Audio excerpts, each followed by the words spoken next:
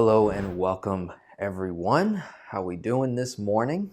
I have a special treat for you all, and that is I have my good friend here, Harrison George, with us back again. It's been over a year since we've done some really good quality work together. And just to remind folks, I'll even have it tagged below in the descriptions and the comments. But we did a video. I'm actually going to pull it up. It was the all-in-one loan explained back in, this must have been 2022, I want to say. Yeah, it Yeah, it was was December. 2022. So about 2 years has passed. The product is still active.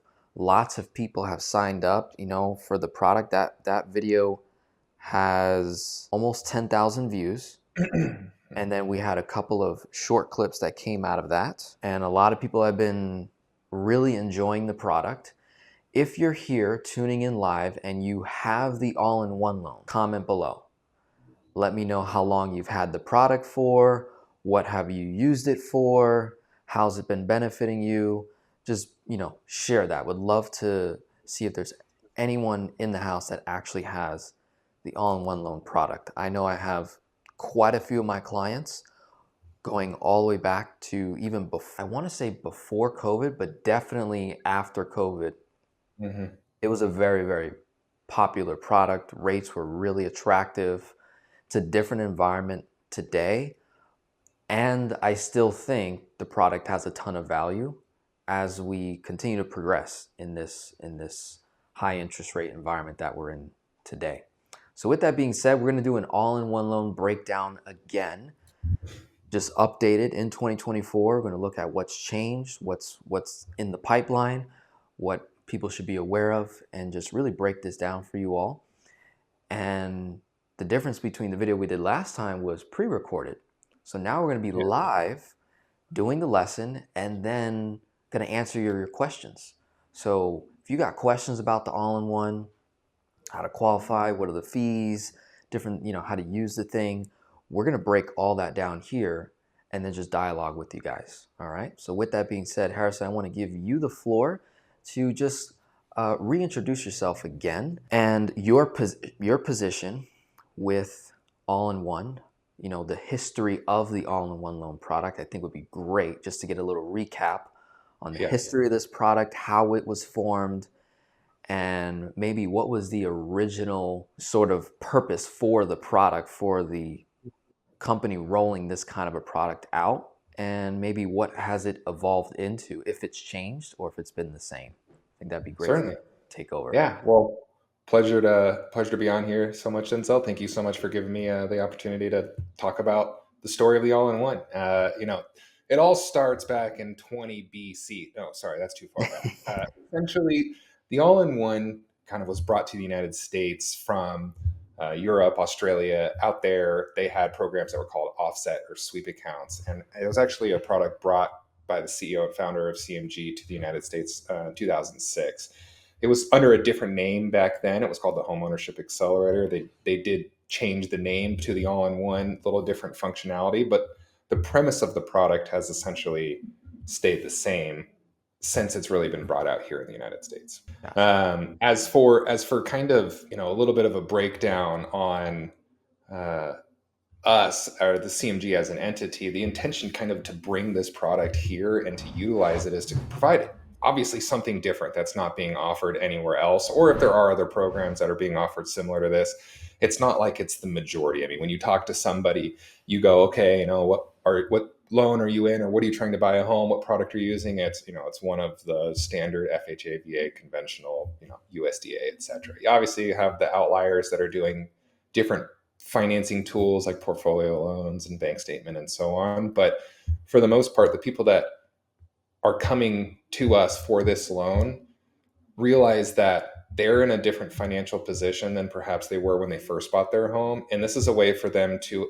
essentially actually be treating themselves like a business. They get to take ownership of their money and how much they get to use towards their home principal balance. And then they're rewarded for it by having the money put into their bank account, i.e., their mortgage, so that they spend less in interest. helps them pay their home off faster. Obviously, it gives them access to, additional funds for additional investments, or even pay off other debts that they have. So many times is it, hey, I have this car that has a $600 a month payment, but we owe 20 grand. How do I know if it makes sense? Well, we just run a simple little math problem. And in that example, obviously I skewed the favor in that one, but that's probably very similar to many people that have gotten into this loan. Essentially, they pay off that credit or the car or the credit card. Their payment on their home goes up slightly, but they're saving drastically more in monthly cash flow. Gotcha. Cool. Anything else in regards to, so you mentioned Australia, right? Like, so I've Right. always told my audience, and this is based off of my experience, just coming across the concept. Actually, I don't have the book with me. Terrible. So there's a book that I read. It's called How to Retire, your home, How to Pay Off Your Debt Years Sooner by a guy named Harj Gill. And he, who I think is either he was the first one or one of the first people in Australia to introduce actually design the offset account, the HELOC, right? Really? So yeah, this guy named Harj Gill. So he's, I think, based out of Australia. I don't know if he's originally from there, and then I think at some point in time came to the U.S. right, Yeah. and rolled out his system. He's got a software that he sells, and Yeah, basically there was shows a people how to. software many years ago. Yeah. Right. So you mentioned the owner, right, of, or the founder of the all-in-one loan product, right? Also out of Australia. Did I hear that correctly? No, so the CEO of CMG went down to Went. Australia Okay. and learned about the product that they were offering there and said, there's nothing really similar to this in the United States. So it Correct. came here and went through the process of building those relationships Yes. about, creating the banking relationships to be able to actually offer this program. Gotcha. And do you know roughly what time that was? What year? Around 2006. Around So this 2006. product's Okay. been here for a while, but obviously been overseas for much longer. Now, Hmm. it's the all-in-one is like the Tesla of loan programs, if you will, whereas the 30-year mortgage is like the Model T, because that was it was created after the Great Depression to incentivize home ownership. We need to start updating the industry. And it's, we don't do the big, large billboards. There's no stadiums named after it, CMG all-in-one stadium or something like that. It's Hmm. like this, talking to people one-on-one and just Correct. having people brag about their amazing all-in-one at the dinner table on Thanksgiving as opposed to their 30-year mortgage. Yeah. Which brings up for a majority of people the validity of the product, and then there's a strategy that's attached to this specific product. So there's two worlds that's going on, right? Hmm. And the world that I'm in is the velocity banking world, right? Hmm. Which is just a marketing term to define a strategy that Yes. a lot of my audience is practicing. So this velocity banking strategy also originates from Australia. In Australia, they were naming it mortgage acceleration system, right? Yeah. Or debt acceleration program system. It just, whatever the name was, it had to do with basically using a banking product, so debt, to eliminate and accelerate other debts. So it's like Other debt. when I'm talking to someone brand new, I'm like, this is basically debt consolidation, but with Hmm. more control, more flexibility, more liquidity, better terms on the agreement of the product that's being offered to you, right? So I kind of start them there, right? And then I want to say over the years, especially in the last maybe 5 to 10, the amount of steam that has picked up in this Yeah. concept, velocity banking. Some call it accelerated banking, some call it paycheck parking, some call it mortgage acceleration, accelerated velocity banking, or all different kinds of terms, marketing terms, to define a strategy. And Yeah. then there's a product from banks, not every bank, certain banks that I've spent the last 6 years educating my audience on what types of banks to look at, how to qualify, the different options you have. You got credit cards, you got personal lines of credits, and you got HELOCs, and you have all in one, right? And all in one is very, you could say it's basically a type of HELOC product, right? Very, very, very similar.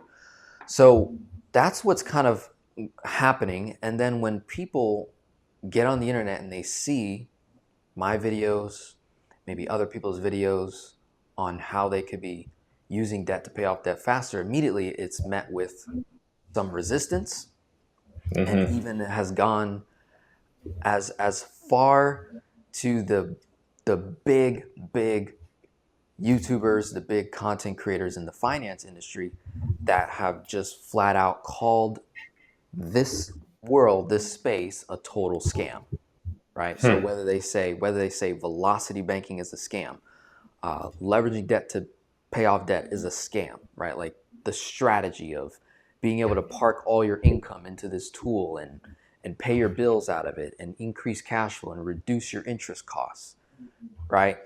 Has has been viewed by very, very smart, intelligent financial advisors, other financial content creators as a total scam. Yeah. And so you have that resistance just on social media, on the internet. And what's interesting for my audience to really build their confidence, especially for those listening that are already not just bought in to the strategies, to the concept, to the products, but you're also living it, doing it, you've experienced results. So again, if you're someone that has the all-in-one loan product, let us know in the comments how long you've had it. If you've been practicing the velocity banking strategy with another product, another type of HELOC, PLOC, put that in the comments as well. Let me know you know, put your results, success, all of that in there. Because I think it's Yeah. super important that more people need to see this, right, and hear about it. And so, in addition to financial influencers, gurus, content creators like myself that don't necessarily have a whole lot of credibility. I did not go to college. I did not get uh, a degree in mathematics. I did not work in the banks, right? I'm a 28-year-old kid, right? So you've got people like me and others with that low credibility talking about an already foreign, not so heard of, not on the billboards type of strategy. Hmm. And now we've got a couple of banks, couple of institutions that are fully supporting the strategy itself and providing product and a service to complement this particular strategy that on my channel we call it velocity banking. Hmm. Right? So all-in-one loan is the product. CMG Financial is the company, institution, Yeah. and the all-in-one loan product is provided by certain banks. One in particular, North Point, which Yes, is sir. one bank in particular that I know quite a few of my clients have went with out of California area. I want to say a couple in uh, New Orleans, even I want to say I have one in Florida, definitely up north. Like the product's available Totally. pretty much all Nation. across the United States, nationwide. Exactly. 100%. Yeah. I mean, kind of to a little topic you were just discussing a second ago, people were saying, oh, this far out concept, this velocity banking. I mean, it's not like we're pulling something out of thin air. You're truly just doing a math problem. And it's not magic. I mean, that used to be, what we would say. It's not magic, it's just math. So if if a debt's only costing you so much dollars a month and we're able to reduce that by 50, 75%, you're saving more money. You're effectively applying more in principle through this velocity banking concept than you would in your current trajectory. And there's so many ways to make that determination by just looking at the math. Now, kind of to touch base on your most recent item, yes, there are a couple banking institutions that we partner with. North Point being one of them. Another one that we are partnered with is Merchants Bank of Indiana. Essentially, both major institutions, FDIC, the whole 9 yards. I mean, at the end of the day, whomever you bank with now is likely the user interface is all you're really noticing. Oh, it's easy for me to pay my credit card. Oh, I can direct deposit this and that. It's not really providing you any other benefit. I mean, you're maybe, if you have your money sitting in a money market, great. You're maybe earning 4.5%, 5%. Obviously, there's so much in the way of money market accounts. If it's just sitting in your checking and savings account, you're effectively earning $0. Mm-hmm. A lot of people have their money sitting in a checking account, or they go, "Oh, it's so great! It's in a money market. It's earning 5%." Yeah, okay. Well, there's some other expenses associated with that. Comparatively, would you rather be, it's like the saying, "A penny saved is a penny earned," and I say that all the time when I talk to clients. Is would you rather earn five, which again you're earning money on it, so you're going to pay taxes on that, or would you rather save 7 or 8 and actually expedite your mortgage payoff and save thousands and thousands of dollars in interest? And more often than not, people go, well, I have such a low interest rate. Yeah, but low interest rate doesn't mean low interest cost. Correct. So if we take the next 10, 20, 15 years of your life, however long it takes for this individual to pay off their home, what is the total expenses you're going to spend during that time in the fixed expense world? Obviously, vacations are going to be come and go, but you have your mortgage interest expense. How can we reduce that and have that money that would have been paid to the bank go to you to help then pay off other debts, build an investment portfolio, or obviously build your retirement? Yeah.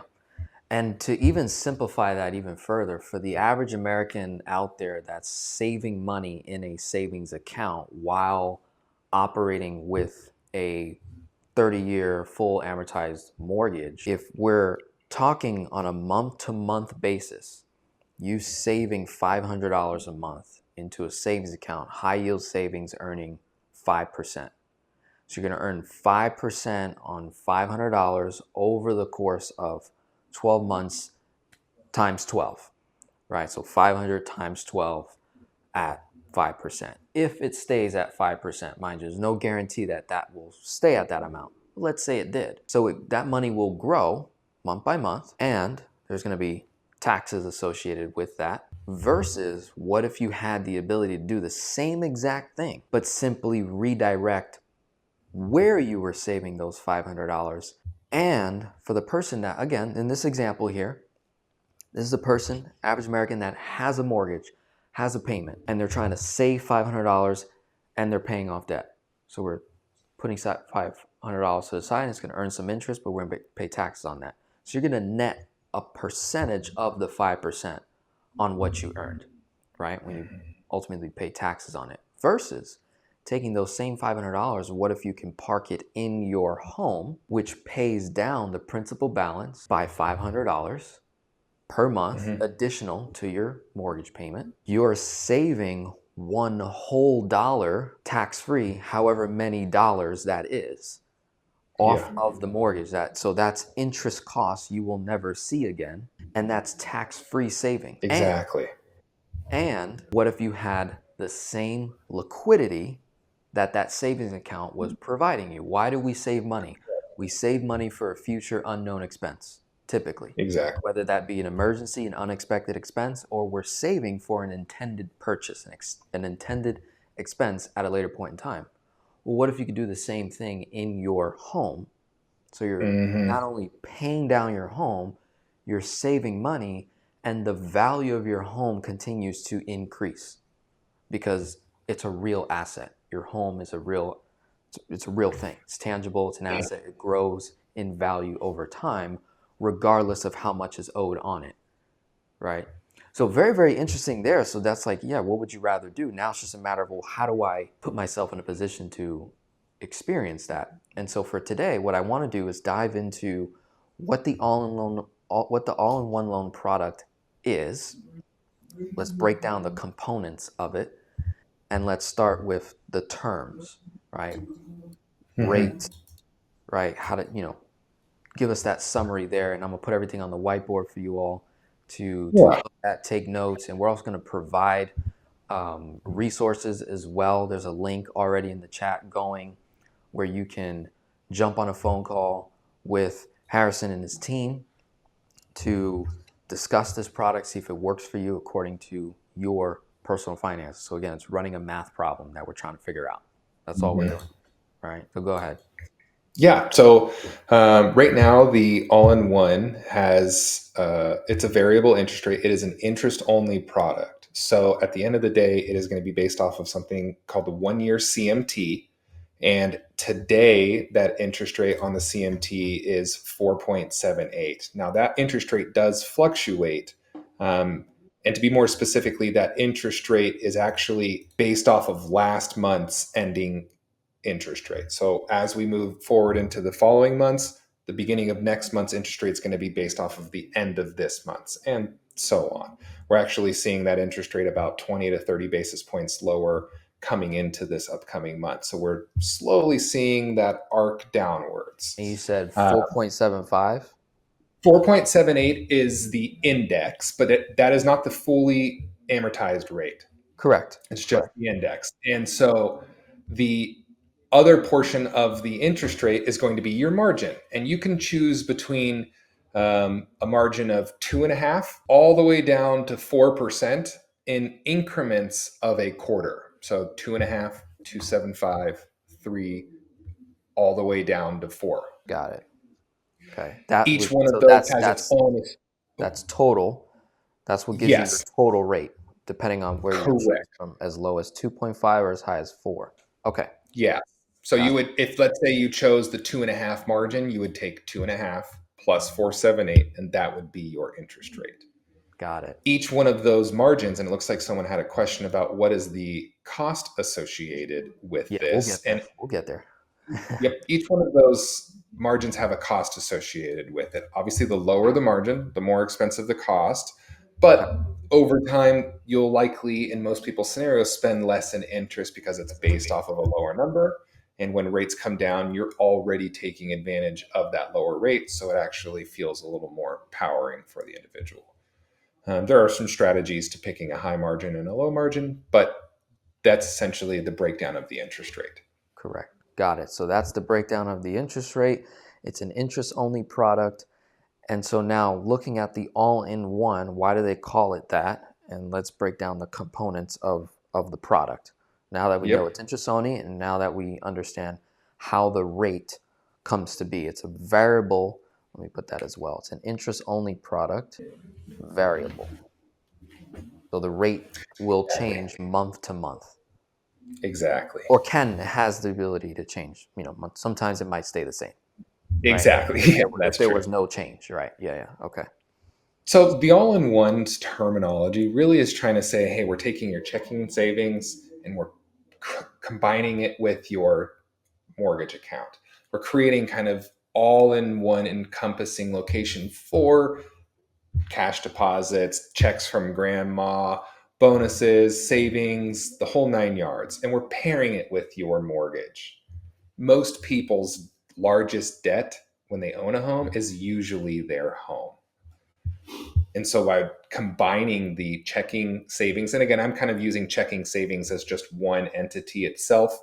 But in reality, as an individual earns their money, it's automatically being deposited against their mortgage balance, which is where you see the reduced interest only payment calculation being made. And obviously, that's where you really get into the kind of the infinite banking pay down debt with debt process. Yeah.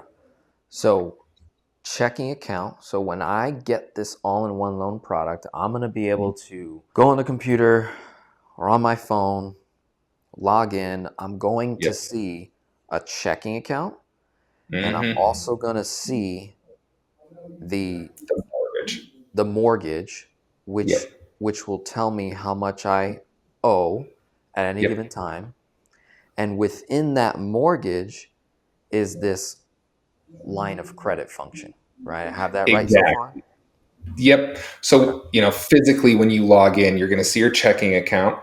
Your checking account more often than not is going to show a balance of zero. Don't be worried about seeing a balance of zero. It means that the all-in-one's working. As you earn your money, it goes into the checking account. 11:59 every night, it sweeps from your checking into your mortgage balance. So if you owed 300,000 in your mortgage and you had a $10,000 deposit, your balance of your checking will go from 10,000 to zero, and your mortgage balance will go from 300,000 to 290. Let's just say that you only had a $300,000 line of credit. Your line of credit now opened up from $0 in access to a $10,000 in access. You have access to every single dollar you just deposited in there. Got it. Awesome. So as it relates to the all-in-one loan product, the terms, so far we've got everything covered on this side. Mm-hmm. Okay. So now, how do we qualify for this particular product? What are some of the most important things that my audience needs to know or needs to prepare themselves as it relates to their own finances, their credit score, to position themselves correctly and efficiently for this type of product? Yeah, I'm going to kind of give you a breakdown of two paths. You have primary residence and non-primary residence, investment property. Got it. So we can get this product on our primary home. That's what it's available for, and Yeah. an investment property. Is there a And limitation? second homes, obviously. But primary and second homes are essentially going to be treated similar, but there are some many nuances with it. Got it. The reason why I bring up kind of the two separations is that for primary residence and, to a degree, obviously second home, we want to see credit scores at $700, 700 or above. Whereas an investment property, you're going to be seeing it at 720 and above. That's kind of one of the major distinctions between those two. Okay, so it's just a credit score difference. So for the Yeah. primary, we've got 700 or higher, Yes, sir. and for the investment property, 720 or higher. Exactly. Now, the primary allows for 10% down. There is a mortgage insurance component Okay, until you get to 20%. got it. Very similar to your traditional FHA mortgage. Okay. Yeah, conventional. Yeah, I mean, FHA has mortgage insurance kind of regardless, but Correct. conventional is going to have mortgage insurance fall off at that 20% down. Right. So Um, here's something interesting. I don't know if I'm wrong for saying this. When it comes to your traditional FHA mortgage that comes with private mortgage insurance, right? Even when you get to 20%, it doesn't necessarily just fall off. You yourself have to make the phone call and request, and it might take some time, and then it's eventually gone, right? Go through yeah, so appraisal, I guess. Yeah, so FHA is a little more tricky in the mortgage insurance world, but in a conventional loan, essentially at 80% loan to value, it would be based off of the original value of the property when you did your loan. Now, you could potentially request for the servicer to order an appraiser and have it go out there on the cost of the individual. But if you're at 80% from your original purchase price, then yes, you can request. It'll automatically fall off at 78% from your original purchase price, but most people aren't going to be going through that, 8 some odd years until it falls off time frame. Yeah. So with all-in-one, is there that automatic? Great question. It's actually a one-time cost at closing mortgage insurance, not a monthly recurring cost. So it's just one upfront mortgage insurance premium one for time. for the first year or for Just at closing, here's your cost for prepaying the mortgage insurance cost. Just a one-time one fee. time? Gotcha. So Yep. 10% down, and we have a one-time cost. And that varies based off of credit score, like almost every Correct. other loan program does as well. And we can kind of dive into that here shortly if we need Yeah. to. So one-time cost of mortgage insurance up front. So it's paid up front, or is it paid by us, the buyer, or the person that's refinancing, or is it put into the loan itself? So, also great question. As the buyer, you would pay it upfront from your individual pocket. Now, in Got the it. form of a refinance, it could potentially be wrapped into the product, just depending on how much available equity they have. Got it. Got it. Yeah. Okay. Very cool. That's for a primary residences, 10% down. For second homes, it's 20% down. And Okay. for an investment property, it's 25. Second home, 20%. So that would Mhm. mean no mortgage insurance on the second. Correct. Same with 25% down on the investment. No mortgage. Correct. 25% down. Okay. Interesting. Now, give us an example here. Let's say I have a property that is worth 500K. I got a Mhm. $300,000 mortgage on it. If I refinance, well, no, let's do one where all I have is roughly, close to that 10% available. 450. Yeah, yeah. So 500K, I owe 450, or say slightly less, to Mhm. refinance into an all-in-one. Mortgage insurance would be required until I reach the 20% guide. Well, I mean, yeah, at closing, you'd pay your mortgage insurance, then you would never need to pay Say it it again. once.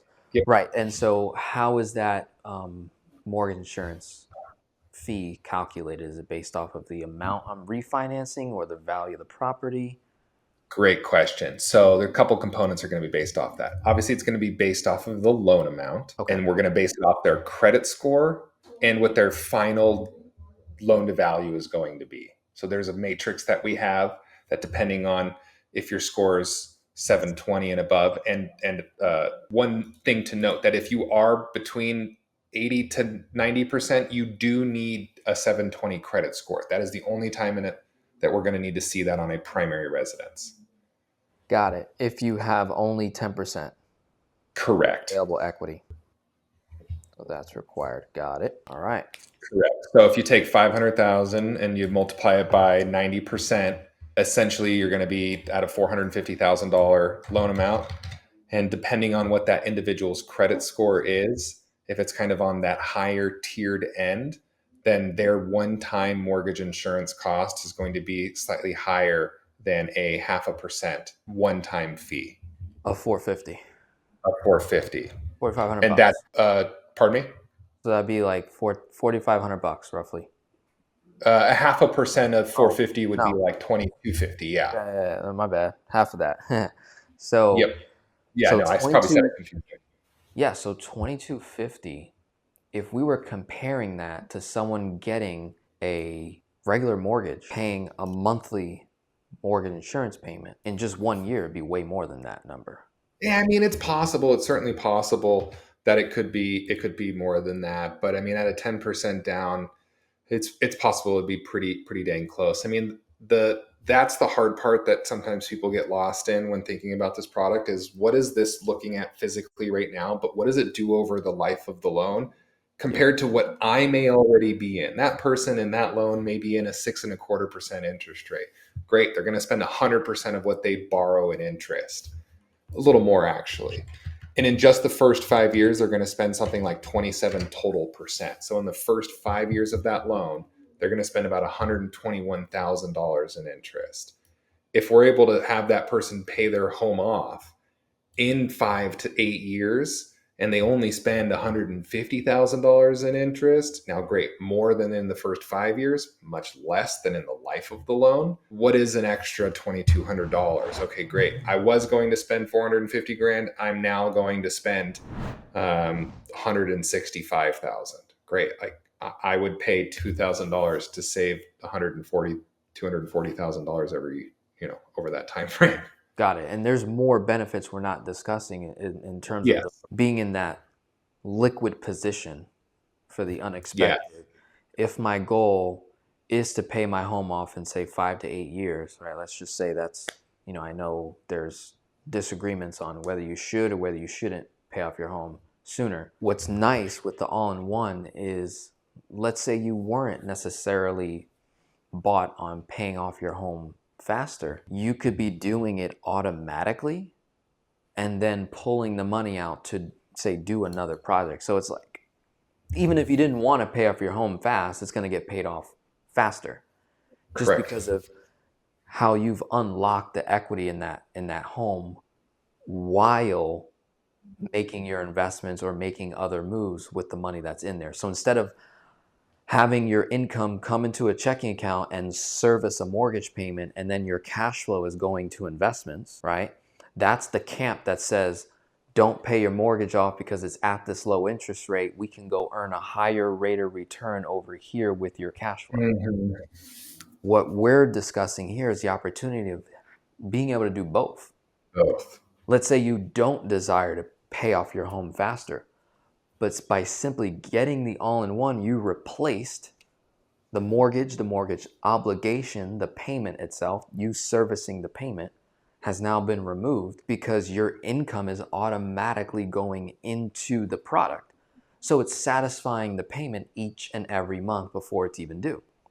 So you're Yeah. not even really thinking about having a payment because it's automatically getting solved by the function of the product itself. And then because you're not intending to necessarily pay down the home, quote unquote, faster, you take your same cash flow, it got parked in there. You save some money in interest. You are paying down your home faster, whether you like Yeah. it or not. It's going down faster, and you're remaining liquid to take those funds out and go buy that other investment property that you wanted to buy for cash flow. Deploy.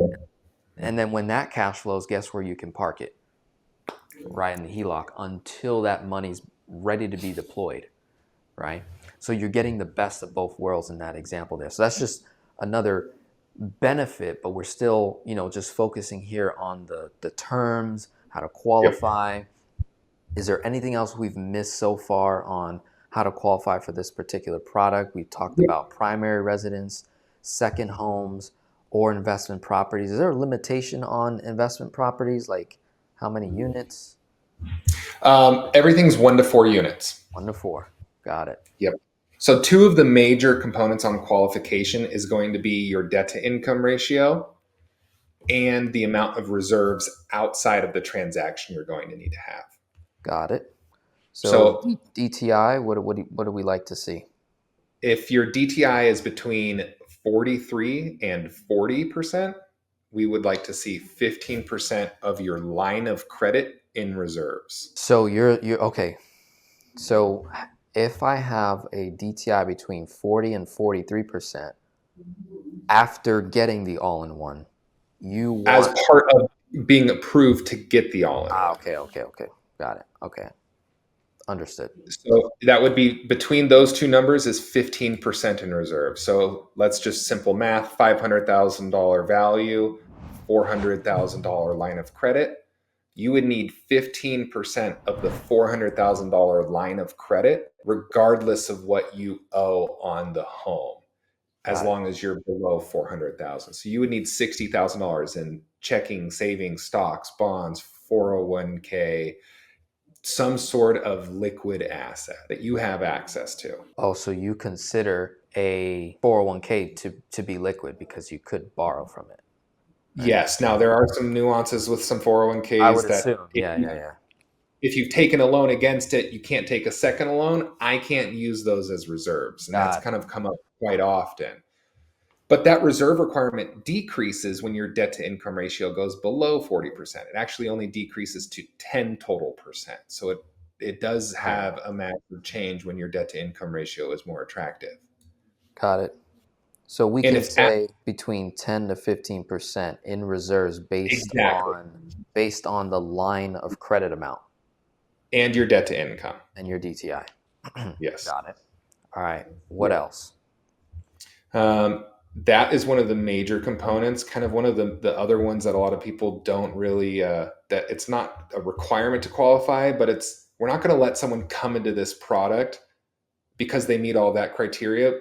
We also need to make sure that that individual is showing that they can save money, which we like to see them save 15 or more, depending on your interest rate you're being offered or the interest rate you're already in, every single month. That's kind of why we like to see the reserves. Hey, can you show us that you've been able to save money? Yes, great. Now we understand that this product is going to be a valid product for you. Got it. But just as much as people want to get into this product, we're simultaneously saying, okay, this product isn't probably the best product for you right now. It may be, but here's some certain things that you're going to need to do. And we'll guide them and we'll direct them down the path to say, Yeah. it's not for you right now, but here's how you can get into it. Yeah. There's a lot of I think times, that's very healthy. Yeah. there's a lot of times that people say, "Oh, I have all this debt. I need to pay it off before I get into the all-in-one." Well, what's your scenario? Could we pay it off as part of the process? Do it all at once, and let's see what that looks like, and we'll run the numbers for them as well. Okay. Very cool. So not just what's on paper, but we're also looking at the character and behavior of the person, of the individual applying. Not the character by any means, but Okay. more so along the Their lines of, behavior. yeah, I mean, do they How, understand the product? Are yeah. these the kind of people, like, there's people out there that the second they have an extra dollar in their account, that dollar is being spent on something. Probably not the right product for you. I'd never want you to get into this Yeah. product because that's why the qualifications are so specific on this loan, Yeah. is because we only want the people that are going to be overly qualified for this product. Mhm. Which again, going back to the credibility and reputation of this particular company, it's not like you're writing this to subpar lenders. You know, Correct. like we're looking for qualified folks who have solid income, solid savings, solid reserves. You have a behavior of saving money according to the amount of reserves you've been able to build up, 10 to 15% based off of the line of credit amount. So if you're trying to get you got $1 million home, you're that person requires a bigger savings, right? In Yeah. in reserves, as opposed to someone just getting a $300,000-400,000 all in one, right? Is there a range, minimum and max, on the amount of an all-in-one loan? Honestly, the answer is no, there isn't. I mean, there are plenty of times where I've talked to people that they own a home that's in the middle of nowhere, and in a state that you didn't even realize was still a state, or a city that you didn't even realize was actually a city in the country, and Uh-huh. it's $100,000 property, and it works for that person's scenario. And again, we run the math. Perfect. Move forward with it.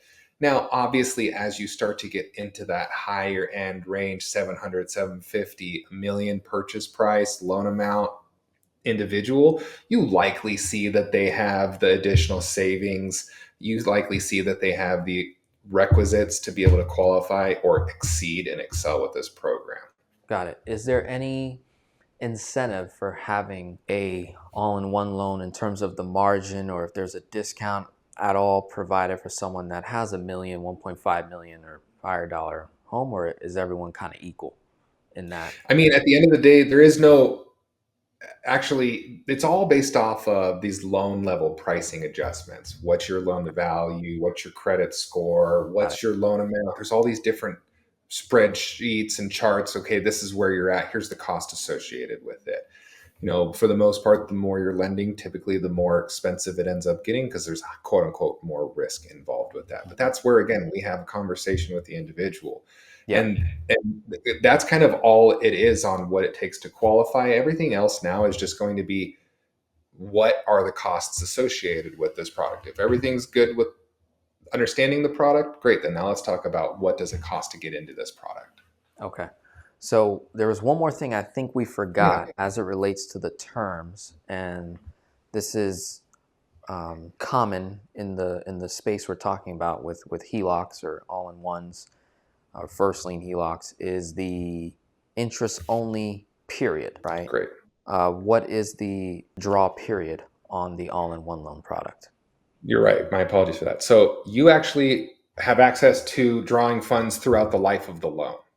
Got it. But the way that it works is different in 10 years, when you're 10 years into the loan. So All right. again, let's just say that this person has a $500,000 mortgage, or sorry, $500,000 valued home, and they are at 80% loan to value. They're at a $400,000 line of credit. They have access to the difference between $400,000 and what they owe whatever point of time that they're in. In the 11th year, after 10 years, their line of credit decreases by a fraction of 1/240th.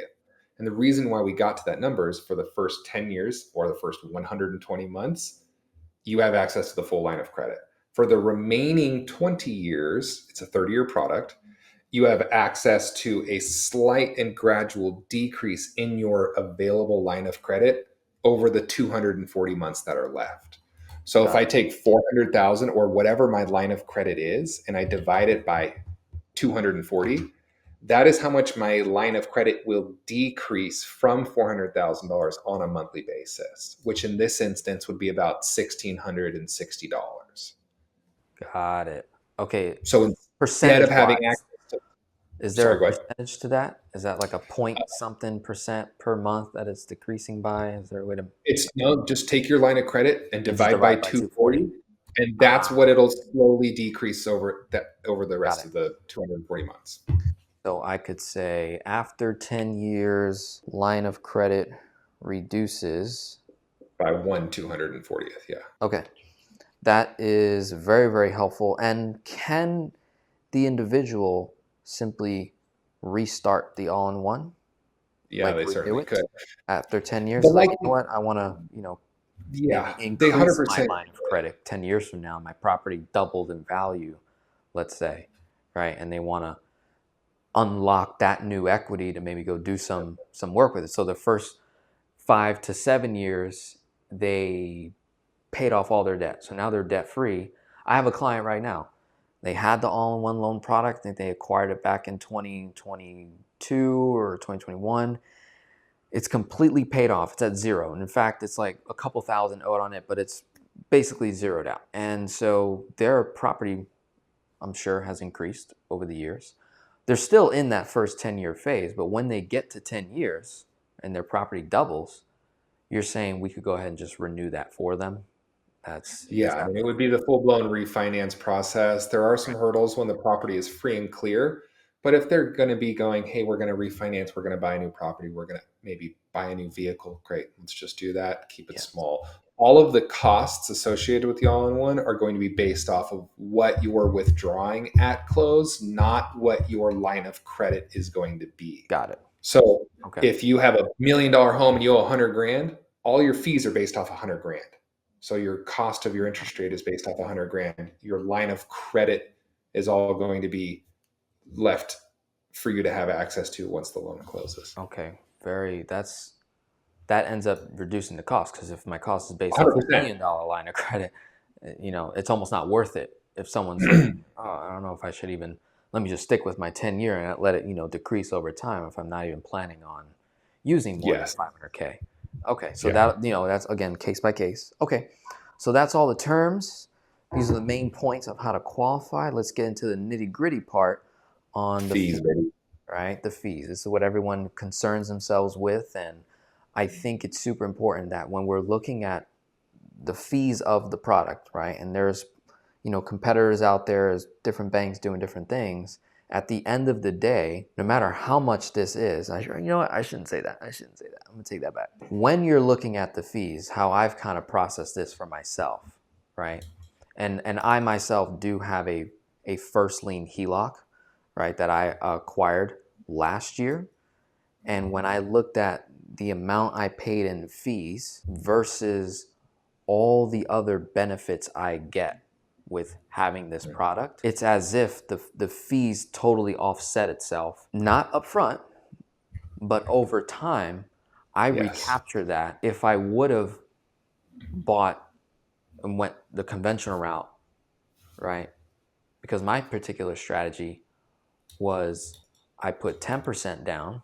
I had a total of 20%, and I'm pretty sure there's, a strategy Yeah. you mentioned earlier with the all-in-one, whether you do 10% down, have the mortgage insurance, pay that little fee, and then dump your other 10 in there, you've now freed up the line. So, I definitely want to address that real quick. So there's, a couple different options here as it relates to how you put money down on a home. When you put 10%, 20% down on a conventional mortgage, you lose access to all of that 10, 20%, right? That you cannot re-access that unless you took out a second loan on the Correct. property. Correct. Versus in an all-in-one, right, you could put 10% down, but let's say you had 20, right? So Mm-hmm. you put 10 down, you pay the little mortgage insurance fee and all the other fees that we're going to dive into. And then once the line of credit is active, dump your other 10% in there even though you might be at a higher rate, you now have liquid access to that other 10. Yeah. I mean, And the the rate wouldn't line of change credit, realistically. right? And the So line you of would have credit is more bigger. access. The line of credit is bigger now, right? As Exactly. opposed to, because when you do 500,000 times 20%, your line of credit is based off of that 80% mark versus a 90% line of credit, and then put 10% down. You now have an additional reserve that you automatically built in to the line of credit. Exactly. Yeah. Yeah. Real cool Exactly. stuff. All right, so So let's do fees. Let's break yeah, this of down course. in detail. And I know there's nuances, but you can give us like the general like fee. So you have the first and foremost is going to be the discount points. If you're buying your rate down, it's more expensive. If you're picking the highest margin option, it's cheaper. So just cost for the margin. Discount fees or margin. Okay, that's buying the rate down. Mhm. Yes. And again, this is a way of thinking that is gonna require education because Yeah. oftentimes we're always so focused on the rate, which it does matter. It has some importance to it. But when you start getting into, well, what is the value of me keeping more of my capital, even though I'm at a higher interest rate? So Correct. 8.78%, right? The margin Mhm. saying going with the highest. So 4% would be the highest, which is also the cheapest cost. And then Mhm. say 4.78. So now you're at a total of 8.78 as opposed to 8 point, let's see, 4 minus 2.5. So minus a point and a half off of that. So 7.28. So you have an option. Either I give myself a 7.28 rate now on my all-in-one, but I have to pay these additional fees to get there, Mhm. or go with the 8.78, lesser fees, lesser costs up front. That money that you were already going to pay, stick it in the all-in-one. Exactly. You're And saving so, more money and you're paying your home off faster. Exactly. I yeah, mean, and that's the part where which makes sense for me. It's the philosophy of the individual. What are you trying to accomplish? Do you want to leverage yourself or do you want to eliminate debt? Sometimes that flip flops between correct. days, weeks, months, decades, right? Hmm. If the person comes to me and says, "Hey, I got a bunch of equity in my home. I'm 35 years old and I'm trying to buy rentals," he's trying to leverage himself. That person is now not 35, but 58 years old. Okay, maybe they owe some money on their home. They're trying to pay it off before their wife or they retire. Great. Now we're focusing on something else. In argument's sake, you could say it probably makes sense to, depending on your scenario, to buy the margin down, but we just run a math problem. We look Yeah. at what your cost is, we look at how much it ends up saving you, based off your scenario. Does it make sense to save 30 grand extra if it only cost you 9 grand? Yes, I would say yes. That's a big enough gap. Yeah, and it's in, you said 2.5 increments. Increment. And Yes. so is there a rough estimate on how much every 0.25 would cost that individual? You have to do that 6 times to get to 2.5, Yeah. right? So it's not perfect every way, but um, 4%, depending on obviously the credit. There's this is just base pricing per people's credit scores, and multi-million dollar homes change All right. this a little bit, but just Let's base let's price. let's do the let's do a 700 credit score on a 500K home, and I'm deciding with Harrison between an 8.78 or if I want to buy it down 1.5% by 2.5, right? So it's six Yeah. six times. Yeah. So roughly, what would that? So I mean, and I think that's kind of the hard part is I think that the best way to go about it really is to say, depending on the lowest margin, you could be spending between a 0.25 in cost all the way up. Sorry, my apologies. The highest margin, the 4% margin could be a 0.25% in cost, so a quarter of a cost. The 2.5 margin could Mhm. be 2.75 in cost. It's between a 75. 0.5 and yeah. Okay. So it's between So zero point 0.5, 2.75 on that margin of 2.5%. So you're going to pay 2.75% on what? The loan amount? whatever your initial draw is on the loan. So if you owe 500,000 on $1 million home, it's going to be based off 500,000. If Got it. you Clear. not off the $800,000 line of credit. Got it. Now, when you start getting into credit scores, again, there's the tiered adjustment. So in the higher 800s, you're going to have little to no pricing adjustments and potentially Yes. even rebates. And Hmm. the closer you get to 700, you're going to have increased costs. Yes. So at a 700 credit score on an 80% loan to value, you could see an increased cost for that individual because they're kind of right there on the threshold of being the right candidate versus not being the right candidate. And as you get Got it. further away from that line, you're Okay. going to be put into a much better position. So I'm calculating like 13 grand, almost 14 grand. Is that right? On what? On the 500K, I times it by 2.75%. 13,750. That's just for the margin if you bought your rate down. Yes. Guys, like I don't know how, like that 13,750 for me is more valuable in a higher rate line of credit, and we're only talking a 1.5 difference right now. Yeah. If it was a 4 point difference, maybe it gets a little interesting there to run some math. But for me to save that 13,750 in fee, and me just say I'm gonna have that 13,750 in reserve in the line of credit, and that's gonna help me accelerate the line down faster. For me, that's more valuable.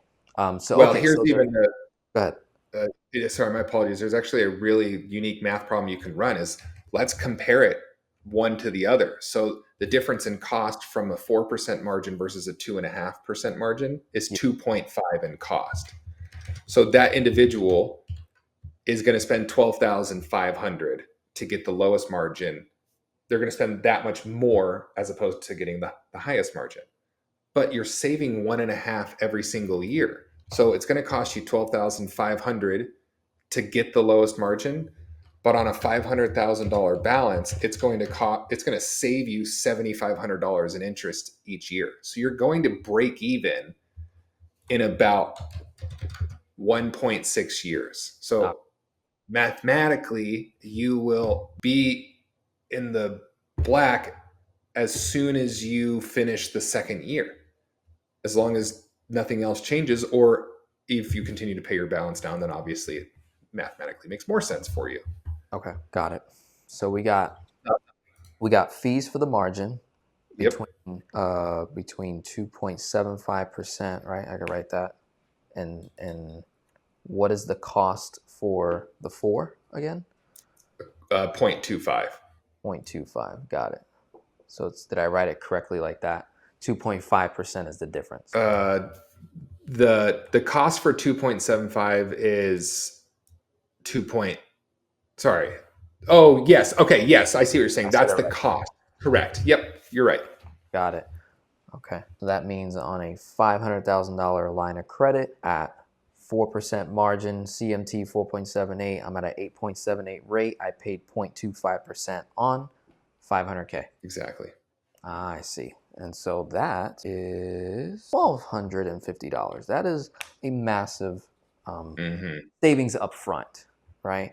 And if we incorporate the strategy of velocity banking now, because here's the other thing, there's a lot of people, I shouldn't say a lot, but there's a good percentage amount of people who acquire the all-in-one loan product and still not necessarily know how to do the strategy of Mm-hmm. where I come in, right? And how I teach how you can strategically use this thing.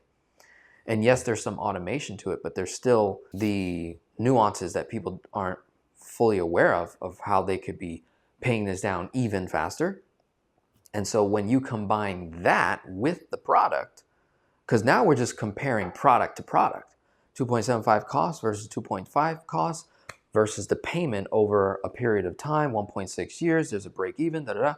Okay, well, what if we now incorporate the strategy, what I'm teaching, dumping all your income in, we're funneling savings through here, we're using credit cards and cashback rewards and points and miles and da da da and the whole 0% cards and balance transferring and all these different things.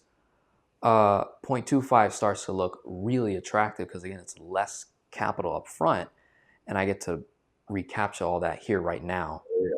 So yeah, a lot of cool things that are just going in my head here. So 0.25 to 2.7, that's the margin. What are some other fees? Yep, you have the CMG fees, our fees, Right, that is about the underwriting fee, right? 1,500 bucks.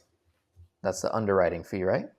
Processing, underwriting, correct. Okay. Setup, admin, all those things. Yeah, about $1,500. Then you have appraisal. The cheapest appraisal I've seen in recent months has been about $500 to, in certain areas where we needed to maybe order two appraisals, maybe up to $1,200, where values are, multi-million dollar properties. Really just depends on where the property is. That's kind of a very broad range. I'd easily say $750 is kind of is right there dead in the middle. Got it. Title fees, again, all it's going to be based off of what that loan amount ends up being. Could be 2,200 to 3,500.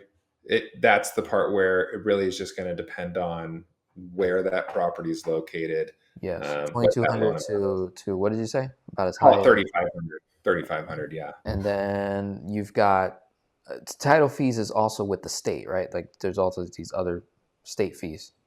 That's all. Yep, that's going to be all dialed in with the title company. Okay, got it. And then lastly, if you're buying a home, you're going to need 1 year's worth of homeowners insurance. If you're Right. refinancing, which we've seen a lot of people right now get out of their low, their 3, 2.5, 3.25 interest rate loans because they bought it when the value was here. Over the last few years, it's gone up to here. They don't owe all too much, and they are able to just save, and really leverage themselves. So most of the transactions we've seen recently actually have been people refinancing into this product, which is awesome because at the end of the day, they needed to buy the home. Maybe they bought it with 3% down and the values have gone up drastically and now they're at an 80% loan to value. They've been able to take advantage of their equity growth while also saving money over here. It's kind of been a powerhouse for them to kind of go down the path of savings and building equity without changing anything and contributing a boatload of their own money. We're gonna have to spend more time on that. That's interesting. So, are you saying the homeowner's insurance goes down? No. What I'm saying is, Oh, I'm just saying that's not the. If they're buying a home, they need to just pay that full year's worth of homeowners insurance. But if they're refinancing, they probably have already made that payment on their homeowners insurance, so we don't need to have okay, that. okay, got it, I'm got just it, talking about costs, but got it. but yeah, Okay, I mean that's been a lot of the strategies that we've helped people get into. Is it's not good for you now. Let's get you into a home. You're in an area that you can actually build equity and save money based off your scenario. Scores aren't in the greatest spot, X, Y, and Z. You're able to essentially get into the property, take care of the things that need to be taken care of, and then maybe 6, 12, 18 months down the road that individual is able to get into this all in one and didn't have to come out of pocket with any more money. They only needed to go in with 10% on a yeah, conventional loan. got 12, 18 months later, maybe they've built up equity, okay, refinanced, had the all in one, and then really went after it. got it. So the homeowner's insurance that's on the buy, Correct. not necessarily the refi. No, but I mean, it's yeah. Now you get into the specifics and nitty gritty. That's where each person's scenario is going to be different. I mean, I could argue with myself on a bunch of these different items already, but kind of just the generic individual Yeah. is going to be pretty standard. Okay. So margin fees, CMG's underwriting costs. This is something also very unique. You go with a mortgage lender, it's usually what, 1% of how much you're really applying for, and that can be a much higher number, you know. Correct. Yeah, they This is call them more of a, origination fees. yeah, Yeah, this is more of a flat number, flat fee, exactly. regardless of how big you're applying. So this becomes even more attractive for the person that has a much more valuable property, right? A higher valuable property is only $1,500 to underwrite to unlock the equity in there. That's huge. And Oh then we yeah. got appraisal. I know I think mine was like 900 something for appraisal. I'm in South Florida. I know in Florida there is a stamp fee or something on lines of credits. I don't know if it applies in other states, but that could be a couple grand additional, so it doesn't Yeah, I mean, apply. that's not state specific. I That's mean, not safe. Texas has its own nuances, Yeah, Massachusetts has this.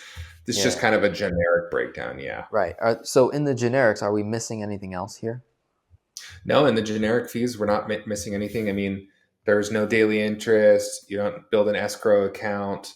Yeah, I mean, that's all. That's all there is. In fact, in many instances, comparing apples to apples, it's actually cheaper than a conventional loan in terms yeah, of costs. agree wholeheartedly because I witnessed it myself. I evaluated. I said, "Oh yeah, I'm already." Even though I was looking at, I want to say, homes between 7 and 8% was what I was being quoted at different Yep. mortgage companies. HELOCs I was looking at were at 9.5, 9.3. Mm, Nothing really above under 8.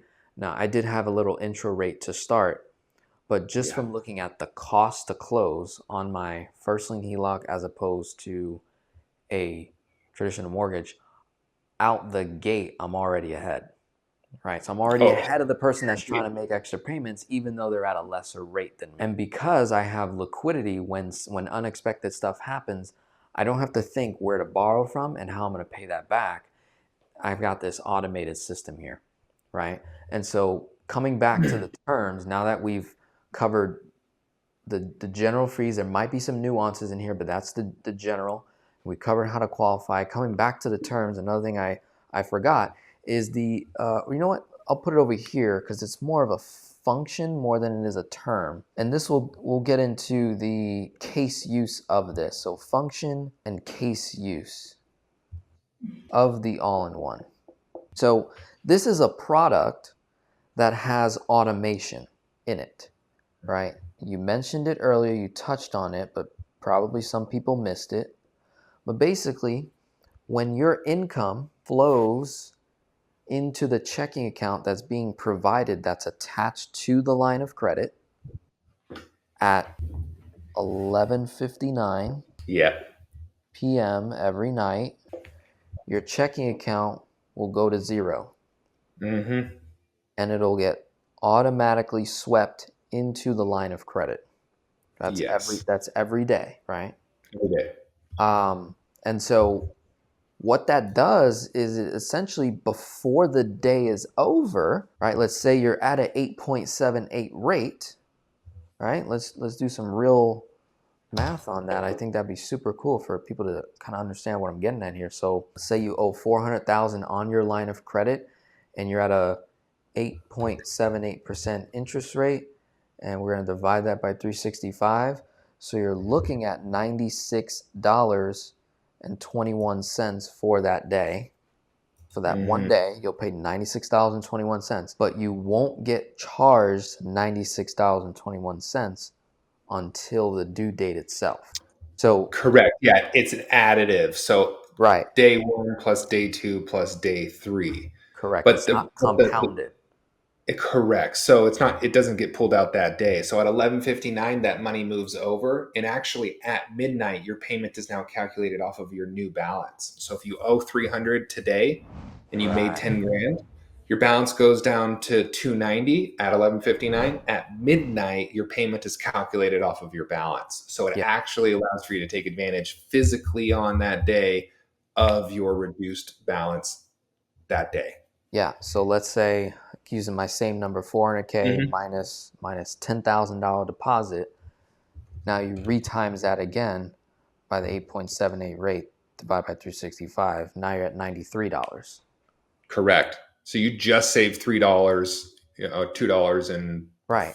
And again, that's just one day. How many more days is that 10,000 staying in the line of credit? So that's $3, $6, $9, $12, $15, 21, right? It just keeps going up and up and up. And that's essentially you're compounding the savings per day for sure. And correct. you're offsetting that cost. So you're not ever really paying 8.78%. And when you really look at 8.78% divided by 12, your interest rate is actually 0.73% per month on what Hmm. you owe. So then the goal is becoming, okay, how do we reduce 0.73 to 0.5 to 0.3? And so if you're able to reduce 0.73, cut that in half, right? So say you bring it down to 0.36 times 12. So you took a 8.78 and brought it down to 4.39 in the first year, compared to your average mortgage rate today, which is in the 6-7% range, right? Even high, Oh I yeah. say high fives, high six, high sevens, right? Yeah. And again, these are people who are already locked in their mortgages in 2023, right? In early 2024, where we saw rates go as high as like 7.5, even upwards of 8. I'm over here. We're creating insane amount of speed and velocity on a month-to-month basis. So even though my rate is higher, my cost is different. This is where a lot of people get caught up, right? They get a difficult time seeing that. And so just showing you the math on the day-to-day, deposits coming in, and then when the your expenses, your living expenses eventually come out, what I have noticed having a first lien HELOC that has been to my advantage is when it comes to paying bills that are ACH'd, right? Like it requires a checking and account number to pay the bill, right? I notice it takes 2-3 business days before it actually ever leaves my line of credit. So that's an additional 2-3 more days before the money actually came out of my line. That's even more dollars I'm saving per day, every single day. Correct. Right? Like this blew my mind, because I was like, that's another like value add, where most people, the way they operate today is we make money, it lands in a checking account, and you're separating the money, savings here, investing here, tithing there, giving here, Mhm. and then money sits parked in the checking account waiting to pay an expense. Within the all-in-one, I never have to wait. I don't have to have money sitting outside of the checking account, because by automation, 11:59 every single night, even if I left $500 and I forgot about it, by midnight it's already in my line of credit. And if I have a bill 4 days from now, I don't have to worry about manually transferring the money back out of my line of credit to the checking account to pay the expense. It's going to automatically draw from the line. And again, it might take a day or two for that bill to actually hit. So I know when it comes to my car insurance, when it comes to when I pay my credit cards, right? Um, my water bill, my sewer, like all electric, right? All of it, my FPL bill, like it takes multiple days for it to actually leave the account. So it'll say pending, but I notice how my line of credit still stays the same. And then I've even like ran the math. I was like, oh yeah, look, it only charged me that amount. That's really cool. Well, you can get even more tactical on it by actually paying those bills if you're able to on a credit card. Correct. And on a credit card, you can even pull it out. Make sure you don't pay that credit card late so you don't accrue that interest. But actually, am I able to share screen? Because I created kind of an even more in-depth version of what you just wrote so people can really get a Oh visualization of yeah, what it yeah. looks Let's do that. So sticking on the all-in-one loan, the function itself, just understand that it has automation. You're able to automate your paychecks. So those of you who are married, right? Husband, wife, and maybe young adult in the house, husband, wife, and parents living with you that get Social Security checks. You guys could be combining all those incomes into one central location, being your all-in-one loan product, let's say in this example, where you could have 2, 3, 4 different incomes going to one place, and then everyone's bills being paid out of that account, right? like. Mhm. Over time.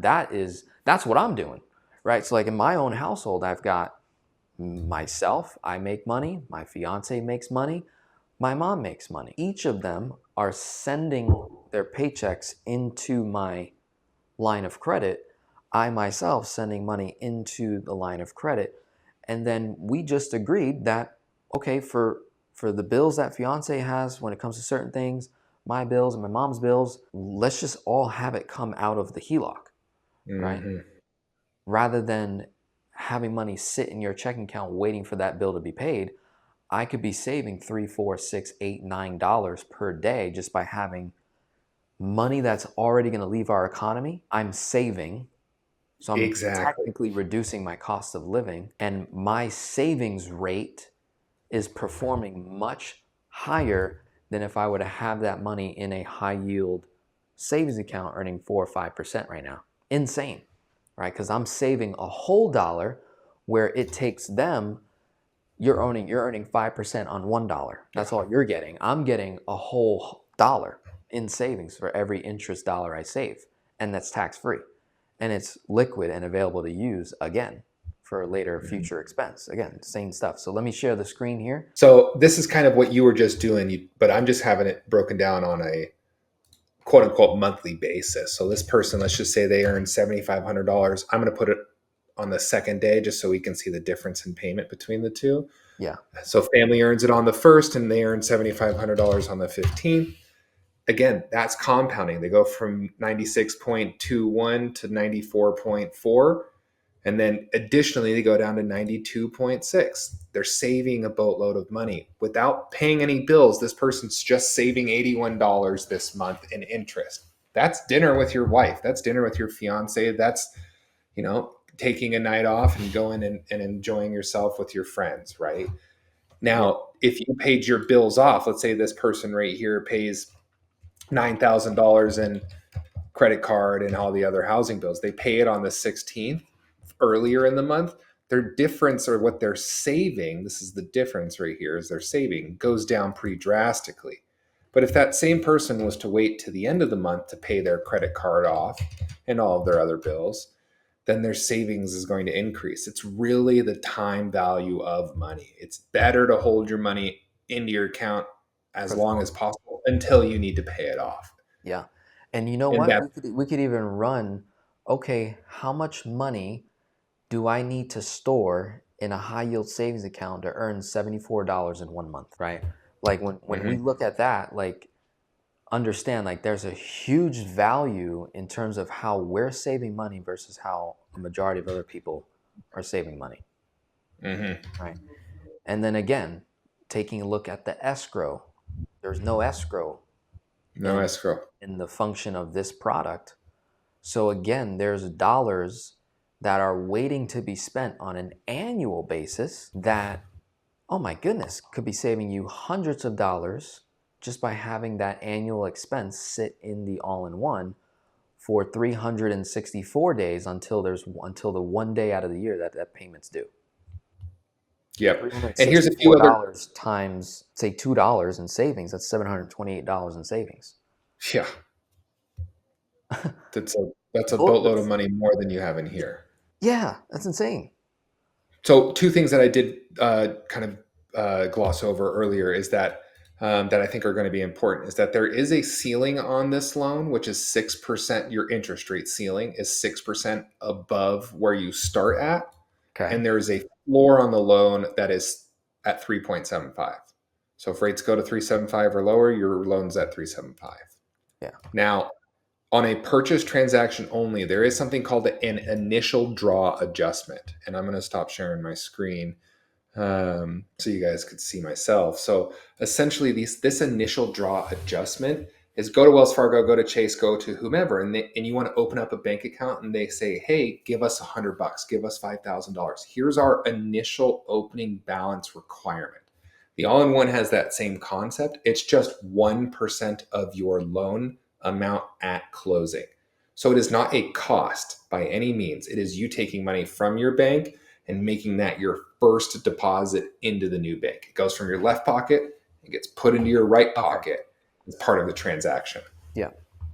To basically not be maxed out the gate on the line. Correct. That's so you're Because what happens if you got your documentation and you forgot to fill it and get it all set up and your payment comes out? Well, there's at least funds in there for that additional time got it. frame. Yeah, I like that. Again, another kind of behavioral built-in thing that we want to see, that people are getting this product for two reasons. Either you're trying to unlock equity to use it, or you're trying to unlock equity to accelerate other debts that you're trying to park in here. So we need space to do that.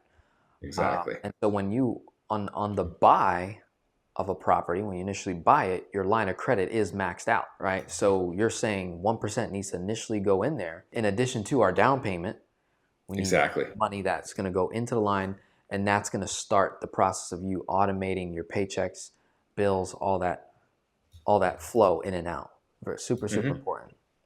So when it comes to just kind of wrapping up on the function and use of the all-in-one, right?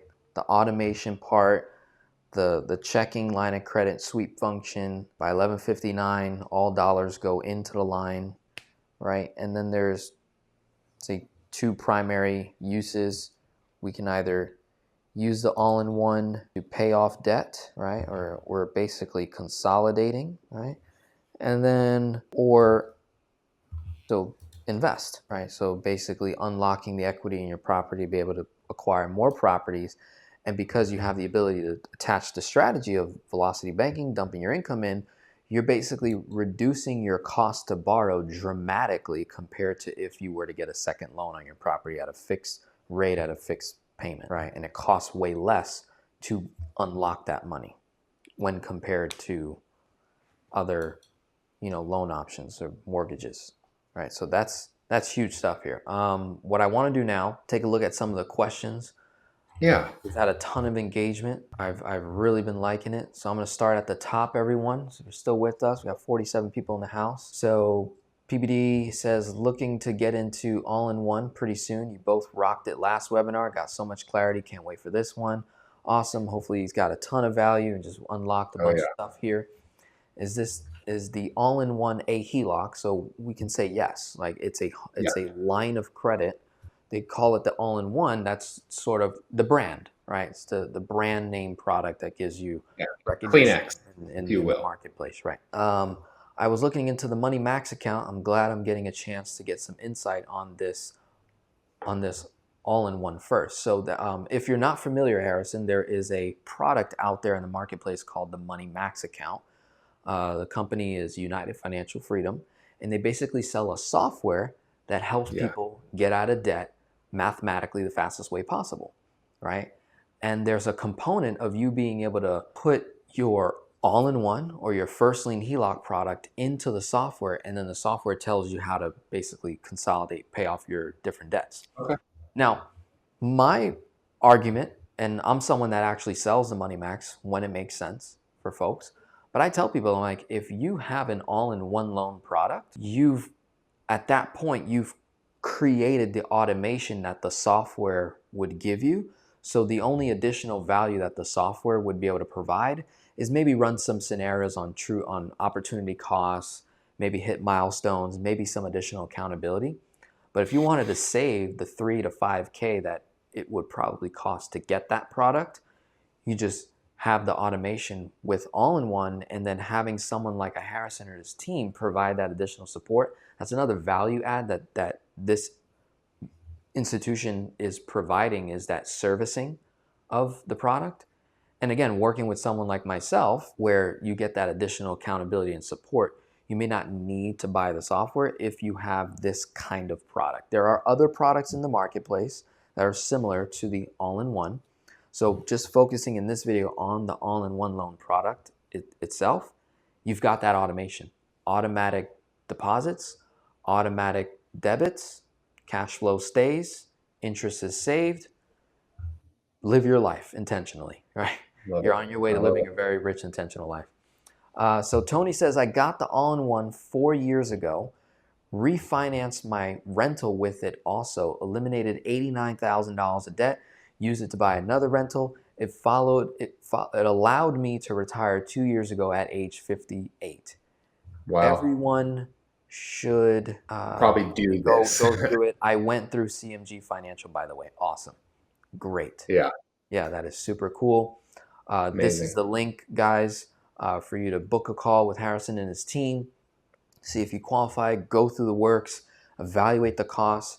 It really might make sense for a lot of folks, especially in this environment. So that was another thing here is, I would say first lien HELOCs become even more attractive in a high interest rate environment, but it's not noticed, versus in a very, very low interest rate environment, it becomes extremely attractive because people are already at a higher interest rate mortgage. So I would say between 2020 to like 2022, I had a ton of clients getting first lien HELOCs, all-in-ones, right? Like it was nothing. Like it was just, it made total sense because Yeah. go back, say I had clients that had 4.5, 5.5, 5% mortgage rates. And when they saw the all-in-one, we have to go back, but I think the all-in-one was as low as 3.75. I I think it mean, was back during very COVID, low. it was 375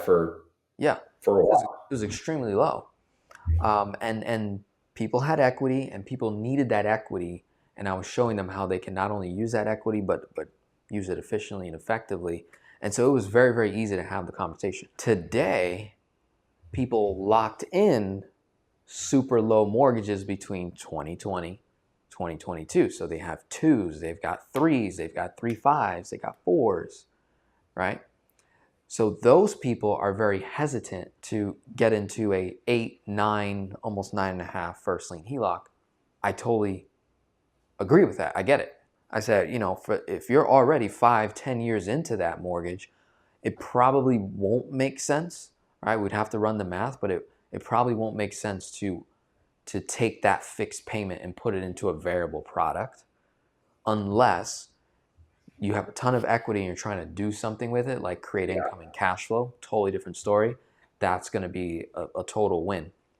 So I think what's going to happen is if rates stay the way they are and they continue to stay the way they are, we're going to get this new batch of people that have these 6, 7, 8% mortgages that are only 1, 2, 3 years in. And then when we start to see rates come down, and the first lien HELOCs all-in-one loans are the first to adjust the rate. That's the benefit. So the con is it adjusts, right? It can go up.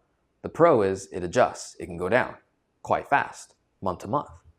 So we start seeing all-in-ones start giving sixes out and fives and fours again, and you have a 7, 7.5, 8% mortgage. They're going to be coming because they're always looking at rate. Oh Whereas yeah. I would make an argument that there's a lot of scenarios, there's a lot of instances, not 100% across the board, and even Harrison, made that clear, and it's not right for everyone. But there is a lot of case use here for getting into one of these products to not just eliminate debt, right? Because that's just a portion of the time that we're eliminating debt. But this could also be a means of a capital tool for you to leverage, like Tony did and Oh retired yeah. himself 2 years ago. But I wonder how many years Tony thought it would take him to retire. So maybe he sped it up by 5 years, by 3 years, whatever the case may be. So that's huge. Boom. Please compare Money Max account. Just did that. All right. Awesome. Is origination charge on line of credit or initial draw amount?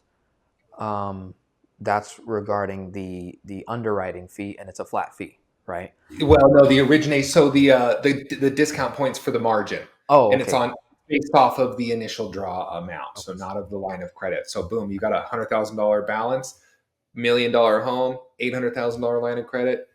Your cost is going to be based off the $100,000 you're pulling out, That's sick. Love it. because everything else is sitting in the bank at that point. But here's the cool thing: if you owe $100,000 and you refi and you get that $800,000 line of credit, and you're okay waiting three or so weeks to get access to your banking institution, great. Now you can pull that money out without any additional cost other than the interest cost Yeah, yeah, yeah. associated with. I'm betting there's an initial draw amount required on something of that scale, right? I mean, if they owe nothing, Yeah, they that's owe. where we have to get a little creative. They can't owe nothing and refinance into nothing. But if they have some debts, or they have the ability to, hey, we're pulling cash out, we're going to go buy another property. Great, let's pull it out. Let's get you taken care of. I think I had a client do that. They had paid off home, I believe, and they refinanced, and they said, "Oh yeah, I had to do like 100 and something to get it," and I didn't know that at the time. So okay, cool, right?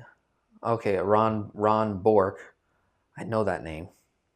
Yep, Uh, he works over here at CMG. okay, yeah, He's he said also down he in says he Florida. says you guys go way back. Does anyone have an interest only, anyone here have an interest only loan, right? Those do exist with car loans, and that's typically with credit unions. There are IO loans. I mean, the all-in-one is technically an IO loan, but the benefit is that any extra dollar you earn is actually going against your home, so it's IO on outstanding balance. Got it. Maximal software, right? That's Ron. All-in-one is much. Yeah, yeah. There we go. Okay, yeah. He's hyping you up. Can I get multiple all-in-one loan? Yes, you can have multiple AIOs. Nice. North Point Services, but it is a CMG loan, right? Correct. Yeah, Because you we are the guys created who created it. we The created bank. it. We gave them access to having access to it because we are also partnering with the banking institution. But when you call in, we don't have access. We're not a bank. We don't have access to seeing your login and whatnot. So when you call in, you're calling the bank. There's specified people over there, that the all-in-one teams over there, so that they can answer your questions and they're as familiar with the product as you and I. Got it. Why would someone need multiple all-in-one loans? Would origination charges not multiply? Sometimes I make an argument with for and against. I would say a majority of the clients that I personally work with, I let them know, once you have your main debt tool, let's not create distraction. You may not need to get a whole new, another all-in-one if we could borrow from here to buy out that other thing, or at least just put the down payment on. Here's where I would say a conventional traditional mortgage comes into play, especially with investments, is if I've got the all-in-one and I can go ahead and extract a certain dollar amount just to put a down payment on because I'm only interested in cash flow, not necessarily paying it off, and I can have a fixed payment for a fixed period of time, then why would I expose myself to an entire interest only where interest could be essentially higher in that case, because I'm not splitting my income now, sending some there, sending some here. It creates inefficiency. Right, so I would It say does make sense in some instances. So I some, actually personally have two all-in-ones. I have one okay, on an investment and one on a primary. yeah, And the way that I'm able to justify it is that my wife and I have 8 different rental properties, which we've been able to acquire by having this all-in-one in the first place. yeah. And essentially, all of the rental properties and some of my investments get put into one all-in-one. All of my and my wife's income get put into this Personal, all-in-one. So essentially, personal and business. correct. Yeah, I'm keeping them separate, so I'm Yep, allowed to keep it separate. yep. I know there are some entrepreneurs listening that combine their personal income and business income into the all-in-one. I think there is some nuance there. Definitely gonna have to talk with an accountant on that. But I see what you're saying, and that's a scenario where I would say yes. That's where I'd argue for it, where it's like have that investment income go there separate and do its thing, and the value of that is, instead of traditionally when I work with clients, they have their personal income, they have a rental, and they have a checking account attached to the rental. That checking account is a business account which pays the mortgage, and then the cash flow from it sits in that account and does nothing. That cash flow could have been going into the property in the form of an all-in-one, and it's boom, boom, boom. It's bringing it down. It's bringing down the average daily cost of borrowing consistently over time, and you remain liquid in case you got to make repairs or anything like that. So I see what you're Well, even cooler is, depending on that level of cash flow, you could be renting that property out, let's just say for conversation purposes, for $1,500, and your interest only payment could be $1,500. But if you have other sources of income coming into that account, paying that balance down, you are now opening up additional cash flow. That payment could work its way down to 1,000, 750, 500. And now you're building up that growth of cash flow on that property. And then, great, over time and inflation, that payment goes higher for that individual. You could pull that money out, go buy a new property, and just rinse and repeat. Once you have enough of them coming in, you can start thinking about, okay, this is bringing me $1,000 in every month.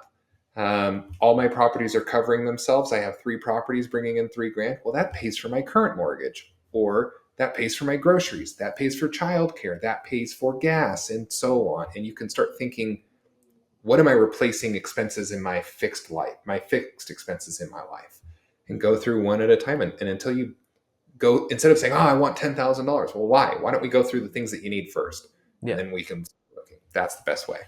like it. Which is better to go with, North Point Bank or CMG? I mean, I would assume CMG, you're the ones that are actually underwriting, providing, going through the whole qualification process. The bank is just the bank that's Correct. servicing the product, but I'm calling CMG for all the support and the servicing. Yeah, you'll call me and we'll be able to assist, and we'll get you in contact with the banking side of things. I mean, we're the, yeah, we're kind of the workforce behind providing that product to them. Now, obviously, I can't speak on behalf of North Point or any of the other banking institutions we partner with, but at the end of the day, going with us is, we're the ones that kind of created and founded this product, so we're going to be able to have that additional layers of insight. Gotcha. Yeah, I'm loving the comments. We know who's really engaged is Mr. PBD. Well, let's see, we go directly because okay, Some Ron and them in are some going back and instances, we forth. actually have, Andre is it's a win-win. yeah, I love Andre. Go Andre as well. Yeah. In some instances, CMG may actually have some reduced guidelines around certain individuals, whereas perhaps the banking route may actually have a little more additional guidelines, from my understanding. Okay. Stephanie says, "What if you lose your job? I guess that would not matter. You will be in a financial crisis either way." So let's talk about that. This is interesting. Let's assume I already have the all-in-one loan product, and I'm doing it. My income's going in, expenses are coming out, cash flow staying. I'm doing it and doing it and doing it. Boom, I lose my job. The difference between the person that has an all-in-one and the person that does not is the minute that person loses their job and they were sending their cash flow, pretty much 100% of it, to the debt paydown of their mortgage, they're now jobless, and to now go and apply for a second loan on their property to unlock the equity that they had in there because they were trying to pay their debt off faster, and now they have the risk of no income coming in, and however much they had in reserves is only going to get them a couple months. Average American doesn't even have a full month's worth of expenses saved. Whereas the person with the all-in-one that loses their job, they might have bought themselves 9 months, 6 months of a run rate before their line of credit even maxes out. And again, And they don't get late payments on their mortgage or their credit cards or their car payments. nothing's late. You don't have to have a deposit in the all-in-one to still maintain its movement forward. That's the best part. It gives you that little bit of time to go, all right, here's the hurdle. This is what I need to do to overcome it. And now I'm on it. You lose your job depending on why. You qualify for unemployment benefits. You go from velocity banking to pay off debt to stop velocity banking, keep head above water, parking unemployment benefits on the line. Very smart. That's what I tell my clients is there's a season where we're doing velocity banking with our all-in-one, let's say for the sake here of what we're discussing. And then I've had clients lose their job or lose a significant amount of income. So then I say, pause, pump the brakes on consolidating any more new debt into the all-in-one. Our all-in-one is now going to be purposed for the time being as simply a tool that we extract money out of slowly over time. And even before we extract that, we're using your credit card first to keep running your bills, and then we're pulling from the all-in-one to pay the credit card off. So we just might have bought ourselves an additional 6 more months. And if you did have any money in cash reserves anywhere, because still I have clients that do that, I'm telling them, okay, now's the time to bring those monies back into the all-in-one, because you're gonna spend that money anyways. We're out of a job. We don't have income coming in. So if you have $5,000 over there and $7,000 over here and $2,000 on the mattress, let's stick all that money in the all-in-one and slowly extract the money. And any benefits we can get in the meantime to create that gap, any side work that we can do until we've replenished that loss of income, you are buying yourself a lot of time that the person that was dedicating extra payments to pay down their car, student loans, credit cards, that money's gone. They cannot reaccess it, right? The only thing they get as a result would be the cash flow, but the debt's not paid off, so they still have a payment. So that puts you in a really, really good, healthy position. And for The clients that have lost income or lost job, their stress levels did not increase nearly as much, right? Like the way they were talking to me over the phone, they were actually, you know what? I just got my severance package. I actually have another client that happened to them. Got a severance package. That means a lump sum of money. And they just dumped it right into their all-in-one. Dumped it all Perfect. in there. And we just mathematically said, look, you got 9 months. Pretty much you could take a whole year sabbatical. Yes, your line of credit would be increasing in the process, but very slowly compared to other means, right? Your money runs out slower than if it was just sitting parked in a checking or savings, right? So that's huge, huge, huge. So this guy's on a sabbatical and he's, planning on maybe diving into a new industry, right? This gives you time to like sit with yourself, process what do I want in life? What's my purpose? What's my next stage in life? What's my next career? Allows you to look and not be stressed about how am I going to pay for this? How am I going to pay for that? How am I going to pay for this? Now it's just a matter of servicing debt, not necessarily paying down, just servicing debt, servicing your expenses. Your credit doesn't tank, everything stays normal. You're looking good. Is it possible to go from an interest only loan to all in one? Yes. Well, you can you You can can only refinance into it. refinance. Yeah. Yeah, you can only refinance into an all in one, right? Granted, there's a property, right? If you don't have a property, right, or home, that's the only time we're not getting an Yeah. all in one because it has to be attached to a home. You can purchase one in with Right. one, but yeah, that's if they have an interest only loan, they can go to an all in one, Yeah. 100%. All right, Yeah, awesome. I think we ran through all the questions. I don't see anything else we in did. there. So action steps are get on a call with Harrison and his team. Let's run the numbers, right? If you have to go back, watch this video again, we broke down the terms of the product, how to qualify, the fees involved, the function and use of the all-in-one. And I'll break this up into multiple clips so that it's a little bit easier for you guys to watch later on. And I just want to thank you again, Harrison. This has been awesome No, doing I really this, appreciate that. updated, Thank you. a masterclass here on the all-in-one loan product. And I'm just excited for just the industry because what you're doing, what the all-in-one loan product is, aside from all these benefits here, it's also a disruptor in the banking industry as a whole, right? Mortgages are archaic, right? Inefficient. But an Hmm. all-in-one is an efficient product, right? And very unique in terms of how the marketing might change over the next 10, 20 years. We'll see. I'm excited to see how much more activity before this becomes critical mass, like a known product for people to get. Right now, it's just looked at as foreign, maybe an alternative. Um, and really, the conversation is always around refinancing or paying down.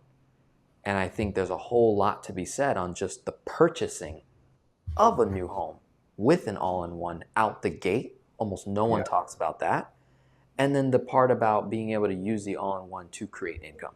So I'm going to be, focusing on some content on that as the years progress and go from there. I think I missed a question from Yeah, it G. looks like the have an investment property, family, our renters need home needs updates. Equity available approximately. Does rental income help with qualifications? Yes, 100%. Actually, kind of to talk about that, there's really cool ways that you can qualify with the all in one loan. Yes, you can use rental income. Mm, Yes, you can use any other types of standard W-2 or self-employed income, but there's a special function called asset depletion where we're able to do on paper forms of income if an individual has excess assets. I got $1 million in my 401k. Great. We only need 20 grand for 150 grand, what have you. Whatever the difference is, we can run a calculation on that remaining balance and give people on paper income for having good savings. So it can help those people that have a lot of assets, but maybe don't claim as much money on their business returns. It's really creative. We can really yes. kind of get with this product. Yeah, that's very helpful for a guy like me that is, S corp. I pay myself a much lower salary, right? Because I'm paying what's necessary and I'm taking all these deductions, so it looks like I make I make a lot of money on the business, but it doesn't show as actual income, because when you net minus expenses and stuff like that and all the deductions, then it looks like I'm only making 150 grand a year, 180. Oh I'm yeah. trying to get a, $600,000 property or whatever the case may be. It's harder to qualify. But to your point, I could use, say, cash value life insurance that I have my whole life as So that's the one that we can't use. It. We can use it as no. reserve, but we can't use Oh, that as income okay, unless okay, you're receiving okay. the. But, so yeah, we can use it as reserves. We can't use Okay, that okay. as Can't use that amortization. as income. That's. Ah, I mean, we'll fight for you on it. I mean, my okay. favorite thing to tell people is, listen, I'm never going to tell you no. I'm going to say I'm going to find out. We're going to figure out a way, and we'll build a game plan. Okay. Awesome, awesome. Thanks, Jay.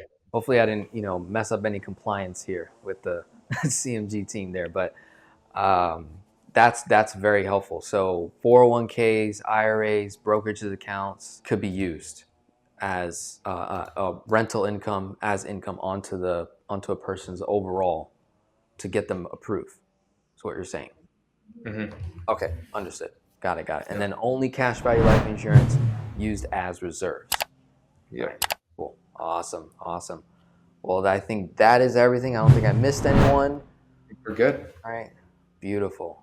All right, you all enjoy the rest of your day. God bless, and we'll be talking soon.